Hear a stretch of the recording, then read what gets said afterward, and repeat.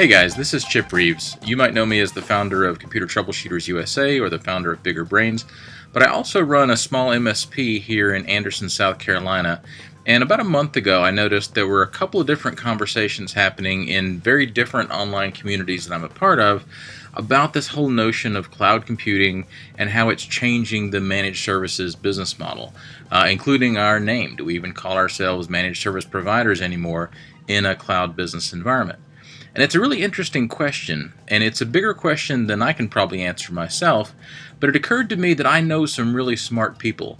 So I've reached out to a few of my friends and asked them those questions and recorded the video interviews here for you guys to see, so I hope they're useful to you. So first up, I wanted to talk to Robert Crane. Robert is the author of cloudbusinessblueprint.com. He has a podcast, he's written books, he's the go-to expert in the IT channel for all things cloud related. So I wanted to ask him about it because of that, and also because it was one of his blog posts that started one of the conversations I was a part of. So Robert, appreciate you being here. You had posted something in your blog about the term trusted advisor and why you don't like us to use the term trusted advisor anymore. What's up with that?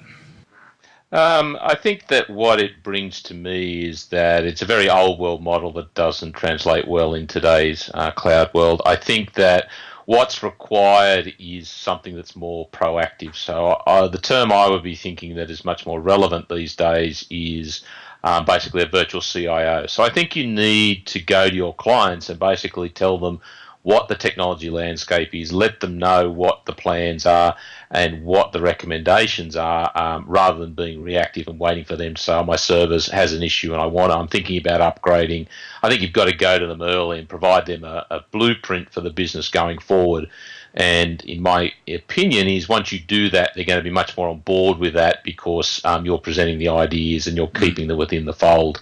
The older model, the trusted advisor, basically someone comes to you with an idea, they've probably already made up their mind 60% of the case, so really they're just coming to you to see whether you oppose or whether there's a major roadblocker. So again, I prefer an active role rather than a passive role.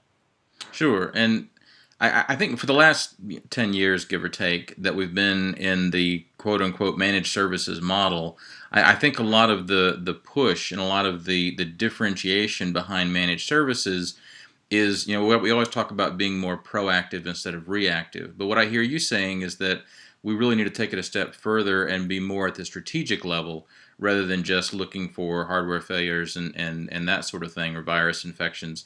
How do you see this whole cloud evolution affecting the managed services model in general? Well, I think that the managed services model today is based on devices, servers, desktops, the traditional stuff that's always worked. Now, I'm not saying that the model will disappear overnight, but what I am saying is things are changing, and I think they're changing much more rapidly than people can expect. I mean, the statistic that I've seen is they reckon 63% of US workers will work from home in 2016. We're seeing less and less servers being installed in installations. We're seeing more and more people using remote devices or mobile devices rather than traditional desktops. So again, this model of a worker going to work, sitting in an office, sitting in front of a keyboard and using a traditional desktop and then going home and doing no further work just isn't the case. And if you're looking at the resources that Microsoft, Google, Amazon are throwing into their data centers, what you can achieve with these is phenomenal. So now you get to a role with, okay, how do I run an MSP, or how do I make revenue as an MSP if I've got virtual servers, virtual desktops, and mobile devices? I mean, it's a really big change in the landscape, which I think, again, a lot of people who are potentially locked into the traditional MSP are choosing perhaps to ignore or hoping it won't change. But part of my blog post, part of what I'm writing is to say, look, these changes are happening so fast. I'm seeing them at the customer end. And, there's plenty of opportunity there to get on board with them, but you really do need to start stepping up the game. So for a managed service provider who wants to be competitive in this new cloud business environment, what advice would you have for them?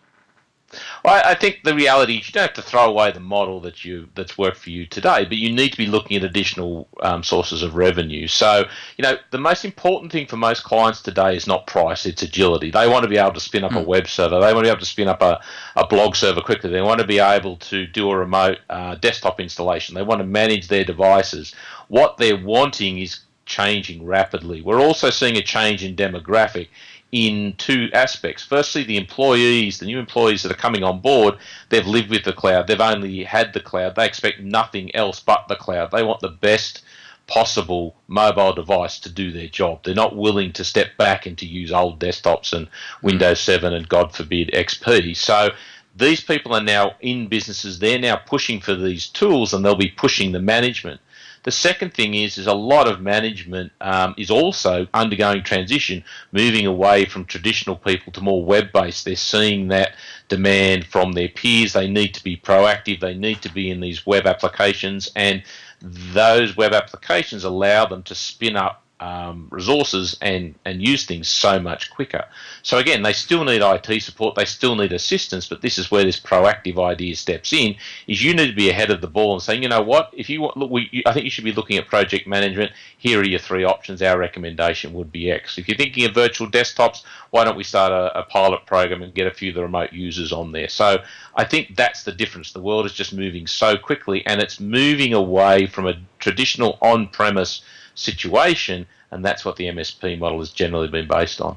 That's great insight and great advice. So Robert Crane, cloudbusinessblueprint.com, thank you so much for being here.